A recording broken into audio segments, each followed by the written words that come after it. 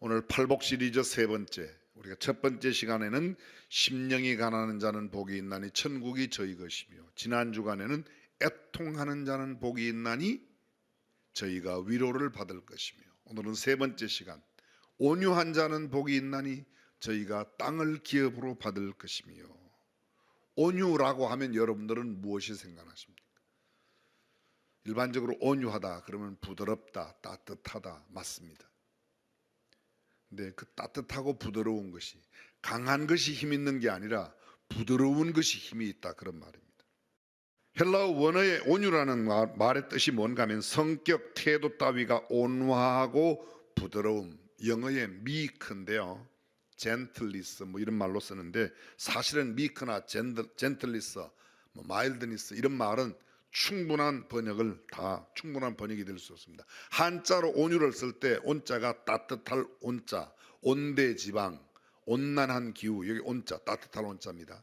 유자는 부드러울 유자, 그 사람 참 유연해, 그 사람 참 아주 부드러운 표시를 나타낼 때 씁니다. 원래 원어의 프라우테스라는 이 말은 아리스토텔레스가 이런 표현으로 이야기했습니다. 모든 미덕은 양극단의 중간에 있는 중용으로 정의하는 것이 아리스토텔레스의 방법론이었었는데, 지나친 낭비도 아니고 지나친 인색함도 아닌 것이 중간에 관대합니다. 마찬가지로 지나친 노여움도 아니고 지나친 태평무사도 아닌 가운데 있는 것, 그것이 온유라는 말입니다. 다른 말로 설명하면 지나치게 화를 잘 내고 신경질을 잘 부리고, 이게 온유함과는 상관없어요. 반대로 전혀 무슨 일을 보아도 화도 안 내고 무슨 일을 보아, 이게 또 온유함은 아니라는 겁니다. 그럼 성경이 말하고 있는 온유함은 뭔가? 분노할 만한 때는 분노하고 분노를 해서는 안 될 때는 분노치 않는 자가 온유하다는 겁니다. 그럼 이렇게 해보십시오. 온유한 자는 복이 있나니 분노할 때 분노할 줄 알고 분노하지 않아야 할 때 분노하지 않는 자는 복이 있나니 저희가 땅을 기업으로 받을 것이며. 그럼 언제 분노하고 언제 분노하지 않습니까? 분노해야 할 때와 분노하지 말아야 할 때의 기준이 뭔가? 계속해서 아리스토텔레스는 이렇게 말합니다. 그것은 나 자신에게 욕된 것이나 피해가 오는 일에 대해서는 화를 내어서는 안 되고, 남들에게 욕이 되고 남들에게 피해가 가는 일에 대해서는 반드시 화를 내야 된다는 겁니다. 그것이 온유함의 뜻이라는 겁니다. 다시 말하면 이기적인 분노는 언제나 죄라고 생각하며 분을 내지 말고, 남들에게 피해가 가고 남들에게 손해를 끼치는 일에 대해서는 그렇게 해서는 안 된다고 분을 낼 수 있는 사람, 그 분내는 것을 도덕의 힘이라고 믿고 살아가는 사람, 그 사람이 온유한 사람이라, 그런 말입니다. 이것이 성경이 말하고 있는 온유라는 말의 당시 히라보 원어의 뜻입니다. 두 번째 뜻은 프라우테스, 길들여진 동물. 여러분들이 많이 들어보셨을 겁니다. 야생에 막 뛰어다니는 그 야생마를 잡아다가 그것을 아주 잘 훈련시켜서 길을 잘 들여서, 그 다음에는 마부가 원하는 대로, 마주가 원하는 대로, 말주인이나 말을 부리는 사람이 원하는 대로 고삐어에서 마음대로 다스릴 수 있는 그런 상태, 훈련된 모습, 잘 통제할 수 있는 그런 훈련된 그런 동물의 모습을 온유하다. 다시 말합니다. 모든 자기의 본능과 충동과 격정을 억제하는 자는 복이 있나니 저희가 땅을 기업으로 받는다는 겁니다. 문제는 이것입니다. 우리는 스스로 완전하게 자제할 수 없어요. 자기의 모든 본능과 충동과 격정을 억제할 수 없는데, 그럼 결국은 우리가 온유할 수 없는데 어떻게 온유한 자가 받는 복을 누린다는 말인가? 그렇습니다. 우리는 할 수 없지만 성령께서 우리와 함께 하셔서 우리의 모든 이 격정, 우리의 충동, 우리의 화, 우리의 본능을 잘 컨트롤할 수 있을 때, 다시 말하면 성령의 사람이 되면 복이 있나니 저희는 땅을 기업으로 받는다, 그런 말입니다. 세 번째 의미는 이 프라우스라는 말은 원래 언제나 설명할 때 반대되는 개념을 갖고 설명을 했는데, 다른 말로 말하면 거만하고 교만한 마음을 갖지 않는 것, 이 거만하고 교만한 마음을 흡셀로 카르디아라고 하는 말로 씁니다. 그런데 이 말을 반대되는 말이 바로 히랍 사람들이 이 말을 쓸 때는 꼭 설명하면 뭐가 온유하냐, 거만하지 않은 게 온유한 거야. 교만하지 않은 게, 자만하지 않은 게 이 온유다. 다른 말로 말하면 거만하지 않는다, 교만하지 않다, 반대말로 겸손한 사람. 그렇습니다. 온유의 반대말이 바로 이 거만, 자만, 교만인데, 교만의 반대 개념이 온유라는 말입니다. 그러므로 프라우테스, 온유는 모든 교만과 거만한 마음이 사라진 겸손한 태도를 뜻합니다. 겸허하지 않고는 배울 수가 없습니다. 왜냐하면 배움의 첫걸음은 자신이 무지하다고 하는 전제가 있어야만 배울 수 있기 때문에, 나는 알고 있다는 사람에게 깨우친다는 건 불가능합니다. 나는 아는 게 많아, 나는 그걸 모르는 게 없어, 이런 사람에게는 절대로 가르칠 수가 없습니다. 자기가 병이 들어있는데도 불구하고 병자라고 생각하지 않는 사람을 고치는 것은 어렵습니다. 그러나 조그마한 병도 병으로 알고 있는 사람을 고치는 것은 매우 쉽습니다. 배우기가 가장 쉬운 사람, 배움에 많은 진보를 이루는 사람이 어떤 사람인가? 나는 모른다고 생각하는 사람입니다. 아무리 많이 배워도 나는 여전히 모른다고 생각하는 사람은 배움이 점점 커지고, 조금 배우고도 많이 알고 있다는 사람은 배움이 끝나는 겁니다. 예수님은 우리에게 이렇게 말씀하셨습니다. 수고하고 무거운 짐진 자들아 다 내게로 오라, 내가 너희를 쉬게 하리라. 나는 마음이 온유하고 겸손하니 나의 멍에를 메고 내게 배우라. 그러면 너희 마음이 쉼을 얻으리니 이는 내 멍에는 쉽고 내 짐은 가벼움이라고 말씀하고 있습니다. 기독교는 역설이라고 그랬습니다. 가난한 자가 복이 있다. 심령이 가난한 자는 복이 있나니, 애통하는 자는 복이 있나니. 부유한 사람이 복이 있지 뭐가 가난한 사람이 복이 있다. 맨날 기쁘고 즐거운 사람이 복이 있지 어떻게 우는 사람이 복이 있습니까? 성경은 이렇게 말합니다. 멍에를 벗는 게 복이지 어떻게 멍에를 쓰는 게 복입니까? 오늘 성경은 이렇게 말합니다. 예수 그리스도의 멍에를 메고 예수님께 배우는 사람은 복이 있나니, 그런 말이에요. 참된 사랑은 겸손 없이 불가능합니다. 자기의 무가치 의식에서 시작하는 사랑이야말로 참, 내 같은 게 뭔데 나를 사랑하시냐, 이래야지 주님의 사랑이 와닿지. 나는 하나님께 사랑받을 만해, 나는 저 사람에게 사랑받을 짓을 했어, 이렇게 생각하는 한 그 사랑의 순수함이 없다는 겁니다. 나는 아무것도 아닌데 어떻게 나 같은 것을, 이 무지한 나를, 죄 많은 나를 하나님이 나를 사랑하셨다. 그때 참된 사랑의 출발입니다. 겸손이 없이는 참된 신앙이 있을 수 없습니다. 진정한 신앙은 자신이 얼마나 악하고 추한 죄인이라는 사실로부터 출발하기 때문입니다. 그래, 나 같은 죄인이 주님의 사랑으로 구원받아 하나님의 자녀가 되었으니, 그렇게 생각하는 게 은혜이고 그렇게 생각하는 것이 신앙의 시작입니다. 사람은 그 누구라도 다만 자신이 피조물이라는 것과 하나님께서 창조주 되심을 언제나 의식하고, 또 하나님 없이는 한순간도 존재할 수 없으며 아무것도 할 수 없다는 것을 인식할 때만 참된 인간의 본성에 다가가고 거기로부터 신앙이 출발하는 겁니다. 그래, 나는 아무것도 아니야. 나의 의는 더러운 옷 같은 거야. 나는 아무리 잘 살려고 해도 바르게 살 수 없는 나는 죄인이야. 나는 본질적으로 죄악 가운데 잉태하고 죄 가운데 출생하여 죄를 짓고 사는 사람이야. 그런데도 하나님이 나를 사랑하사 예수 그리스도를 대신 십자가에 죽게 하심으로 하나님의 사랑이 나에게 왔고, 내가 그 은혜로 구원받아 하나님의 자녀가 되었으니 할렐루야. 그게 신앙입니다. 그래, 하나님이 누구를 사랑하겠어? 나를 사랑하지. 나는 하나님의 사랑받을 만한 그런 자격이 있어. 그런 사람은 신앙의 출발도 못한 사람. 온유는 용서받아야 한다는 필요성과 배움의 필요성을 자각하는 겸손이 있어야 됩니다. 이것이야말로 인간이 절대자요 창조주신 하나님 앞에 유일하게 가져야 할 태도입니다. 하나님, 나는 죄인입니다. 나는 아는 게 없습니다. 나는 무지합니다. 나는 무능합니다. 나는 아무것도 할 수 없습니다. 그것이 신앙의 출발이라는 겁니다. 이러한 의미로 오늘 본문을 다시 한번 읽어보겠습니다. 자신의 무지와 연약함과 죄인임을 아는 겸손한 사람은 복이 있나니 저희가 땅을 기업으로 받을 것입니다. 한번 정리해 볼까요?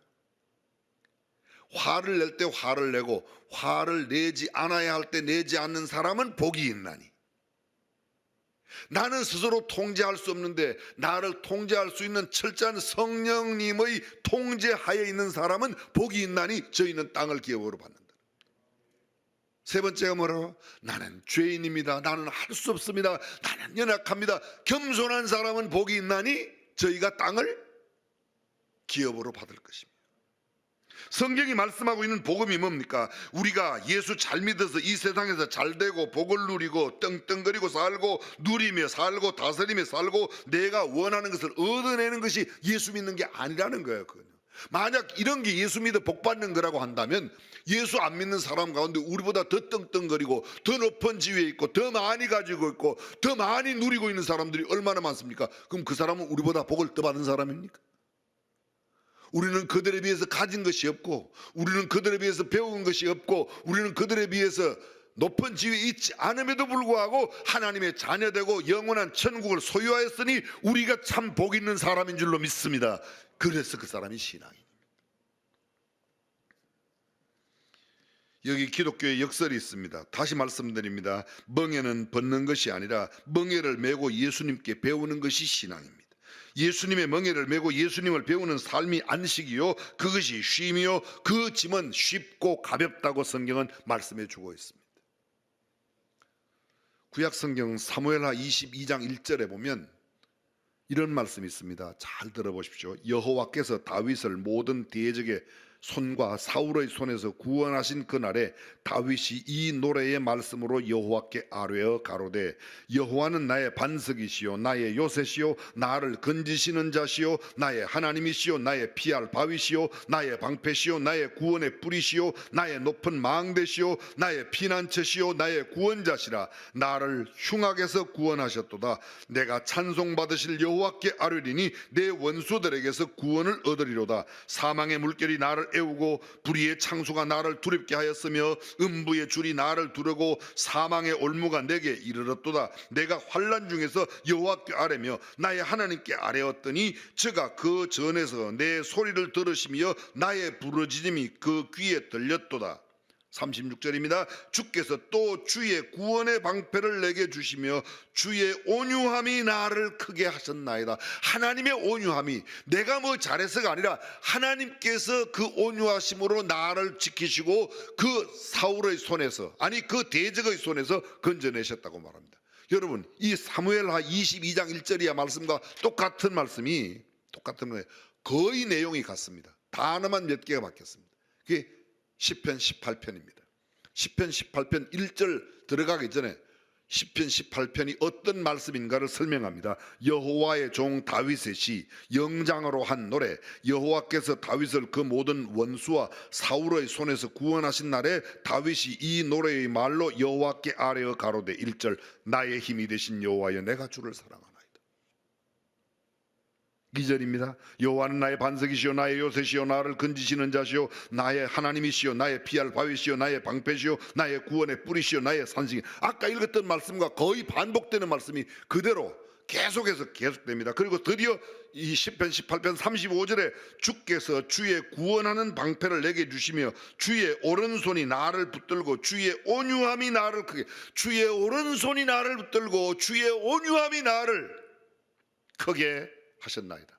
다윗이 지금 왕이 되는 것은 자기가 똑똑하고 잘나서가 아니라는 겁니다. 하나님의 위대하신 그 손이 그를 붙들고 하나님의 온유하심이 그를 그렇게 만들었습니다. 사랑하는 성도들, 우리가 하나님의 사랑받을 자격이 있어서 우리가 사랑받을 만해서 하나님의 자녀되고 구원받은 것이 아니라 하나님의 능하신 오른팔이 하나님의 능하신 구원의 능력이 하나님의 온유함이 우리를 하나님의 자녀로 만든 줄 믿습니다.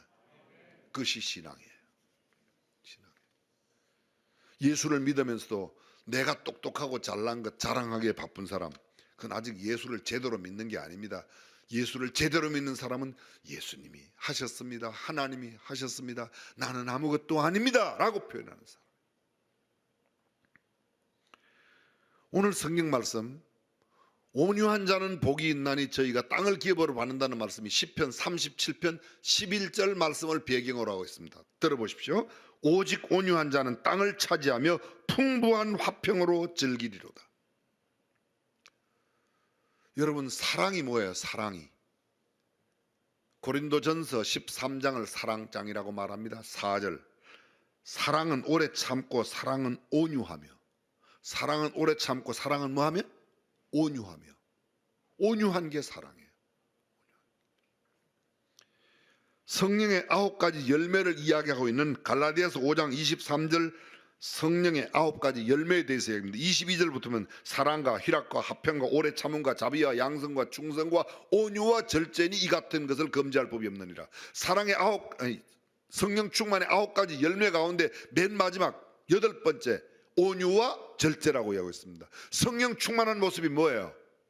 우리는 성령 충만한 모습을 이렇게 생각해요. 찬송을 열심히 막 박수치고 노래 부르고 막 기도를 하면서 뒤로 넘어가도 배꼽 나오는 줄도 모르고 막 넘어가고 이상한 거 눈에 보이면 그게 성령 충만. 아니에요. 성경은 이렇게 말합니다. 성령 충만은 사랑과 희락과 그 다음에 마지막 뭐예요? 온유와 절제가 성령 충만이라고. 화를 내야 할 때 화를 내지 못하고 화를 내지 말아야 할 때 화를 내면서도 나는 성령 충만한 사람이다. 짝퉁입니다. 성령 충만한 게 아니에요. 바울이 여러 교회에 편지를 보낸 바울 서신, 특별히 갈라디아 교회, 에베소 교회, 골로새 교회에 보낸 편지를 들어보십시오. 갈라디아서 6장 1절 형제들아 사람이 만일 무슨 범죄한 일이 드러나거든 신령한 너희는 온유한 심령으로 그러한 자를 바로잡고. 범죄하는 게 드러났을 때 범죄를 떠들어 나팔을 불 게 아니라 어떻게 해요? 온유한 마음으로 부드럽게 그를 가르쳐라. 잘못된 것을 가르칠 때 또는 내 마음에 안 드는 모습 또는 성경적인 기준에 맞지 않은 모습을 우리가 타이르고 계도할 때 제대로 가르칠 때 방법이 어떤가? 예를 들어 설명해 보겠습니다. 예를 들어서 예배당 안에 어떤 사람이 모자를 쓰고 들어왔어요. 모자를 벗게 하는 방법은 예배당 안에서는 모자를 벗어 주십시오. 이렇게도 벗게 할 수 있어요. 저 싸가지 없는 거 봐. 모자를 교회 안에서 모자를 썼어. 이렇게 말할 수도 있어요. 벗어. 이 어디라고 모자를 써. 이렇게도 말할 수 있어요. 근데 괜찮은 사람은 이렇게 말한대요. 오늘은 참 은혜롭게 예배를 진행하기 위해서 한 가지 특별한 은혜를 베풀겠습니다.